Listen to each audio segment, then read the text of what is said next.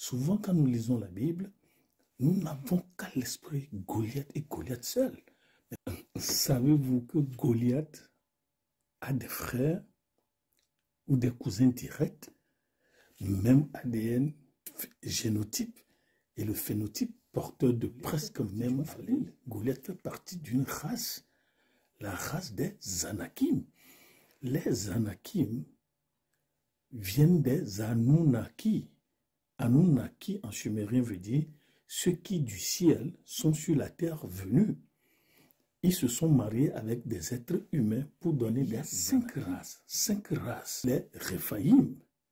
Et vous avez les Anakim, vous avez les Émim, vous avez les Zoumim et vous avez les Zoumzimim. Voilà les 5 races de géants. Et Goliath, il est appelé Goliath, c'est un Réphaïm. Ces 5 races de géants ont le même sang, ou presque le même sang, le même ADN, presque le même ADN. Acide désoxyribonucléique, ou cousin direct de Goliath s'appelle l'ami. Vous le voyez dans 1 Chronique 20, verset 5.